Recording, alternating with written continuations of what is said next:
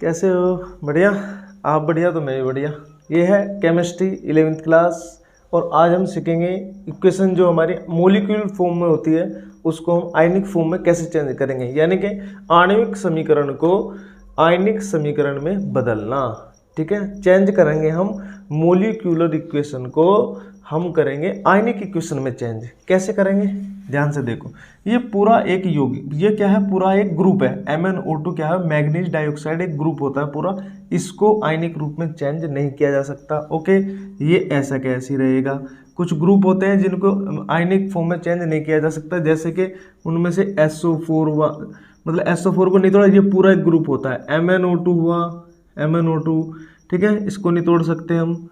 समझ में आ गया ना। जैसे जैसे आते रहेंगे मैं बताता जाऊंगा। ये दो याद रखना फिलहाल के लिए। ओके, यहाँ पे देखिए प्लस, यहाँ पे हाइड्रोजन कितने हैं हाइड्रोजन। एक बात बताओ, Hb यहाँ 4 है, Cl भी 4 है। ओके, हाइड्रोजन की जो वैलेंसी होगी वो होगी इस पर, हाइड्रोजन की जैसे देखो HCl है, ठीक है, तो हाइड्रोजन की यहाँ पे होगी और क्लोरीन की कहाँ पे होगी, क्लोरीन की होगी देखो यहाँ पे हाइड्रोजन की। जैसे H क्या है, एक 1 और Cl क्या है, ये भी 1 है, तो हाइड्रोजन प्लस होगा 1 और क्लोरीन माइनस होगा 1, ये वाला जो भी यहाँ संख्या लिखी रहेगी। ओके, तो यहाँ पे देखो 4 हाइड्रोजन है तो 4 हाइड्रोजन और यहाँ पे 1 है तो H प्लस, पहला प्लस दूसरा माइनस, बीच में प्लस लगाएंगे।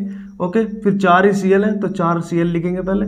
ऊपर कितना 4 जाएगा यहाँ पे, क्योंकि 1 है हाइड्रोजन के पास तो 1 माइनस। ओके, यहाँ पे आ जाओ MnCl2 Mn, क्योंकि Mn यहाँ पे कितना है 2 तो 2 प्लस और बीच में प्लस लगाएंगे। Cl कितने हैं यहाँ 2, Mn तो अकेला है, Cl 2 है तो 2 Cl माइनस। ओके, अब ये H2O और इसका आयनन हम नहीं करेंगे, ठीक है, ये ऐसे कैसे लिख दिए जाएंगे। ओके, तो ये हो गया इसका आयनिक रूप। ये किस क्या कौन सा रूप हो गया, आयनिक, इसको बोलेंगे आयनिक रूप, आयनिक रूप, समझ गए, आयनिक फॉर्म भी बोल सकते हैं इसको। ओके, अब आते हैं हम यहाँ पे सेकंड वाली इक्वेशन पर आते हैं। ध्यान से देखना बच्चों, एक ही बार में समझ में आ जाएगा। ठीक है, संयोजकता जो एक दूसरे के क्रॉस होती है, बस ये ध्यान रखना है। और ये ध्यान रखना है कितने एटम किसके हैं, जैसे 4 है, हाइड्रोजन भी 4 है क्लोरीन में, बस इतना ध्यान रखना है, ज़्यादा नहीं रखना।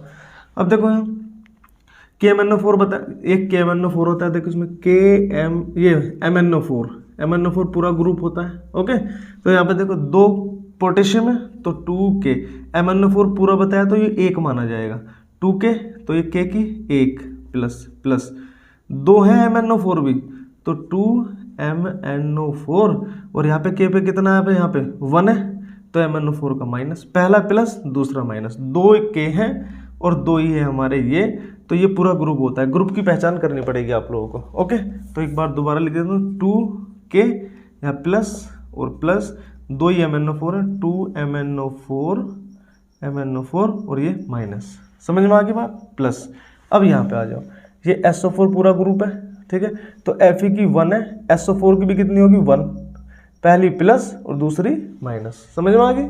ठीक है, यहाँ 10 है Fe तो Fe को लिखेंगे, जितने हैं उतने लिखेंगे, 10 Fe है, लेकिन इस पर चार्ज कितना है प्लस का 1, बीच में प्लस, फिर 10 ही SO4, 10 SO4 है, 10 SO4 और SO4 पे यहाँ पे कितना है 1 तो इसको माइनस लिखेंगे, पहला प्लस दूसरा माइनस। फिर यहाँ पे आ जाओ हाइड्रोजन, देखो SO4 पूरा है यहाँ ग्रुप, ठीक है, तो SO4 की कितनी है 2 और H की कितनी है 1, 8 दूनी 16 है पर हाइड्रोजन H प्लस 1 आ गया प्लस, लेकिन 8 है SO4 तो 8 ही है, हाइड्रोजन तो है 16, 8 तो ये होगा 8 SO4, क्योंकि यहाँ 2 था तो यहाँ पर आ जाएगा 2 माइनस। ओके, यहाँ 2 माइनस आ जाएगा, बात समझ गए, ये हुआ हमारा तीर का निशान। अब यहाँ पे आ जाओ 5 दूनी 10 है Fe, लेकिन Fe की यहाँ पे कितनी होगी देखो 3 और SO4 की कितनी होगी 2, क्रॉस होते हैं एक दूसरे के, Fe की इस पर और इसकी इस पर, तो ये हो जाएगा 5 दूनी 10, ये होगा 10 Fe, 3 प्लस हो जाएगा और प्लस 5 SO4, देखो 5 दिया 15 SO4 तो ये होगा 15 SO4 और यहाँ पे 2 माइनस, ये 2 माइनस, समझ में आ गया ना, 5 दिया 15, 5 3 15, ध्यान से देख लेना, जितने हैं उतने ही लिखने हैं, केवल ये तो ये रिप्रेजेंट कर रहे हैं कि इस पर इतना चार्ज आएगा, इस पर इतना, लेकिन है तो ये 3 बजे 15 हो गए। Okay, plus. अब यहाँ पर आ जाओ H2 ऐसा कैसे रहेगा, जल को चेंज नहीं करेंगे हम, 8 H2 प्लस।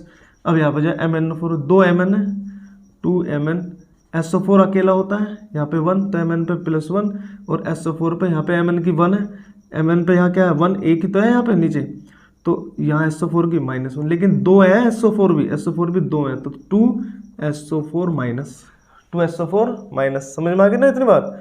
उसके बाद उसके बाद हम किस पर आ गए, इस पर K2SO4 प्लस K2 यानी कि 2K प्लस हो गया, SO4 तो अकेला है ना, तो 2K प्लस SO4 अकेला है, तो लेकिन इस पर SO4 की क्या है ये और K की क्या है ये, एक दूसरे क्रॉस, तो ये होगा 2 माइनस। तो ये हमारा आयनिक रूप से आणविक रूप से आयनिक रूप में चेंज हो गया। ठीक है, समझ में आया ना बच्चों? अगर समझ में आया तो कमेंट बॉक्स में लिखो सर जी समझ में आ गया। ओके, तो मिलते हैं अगली वीडियो में। वीडियो को लाइक, सब्सक्राइब और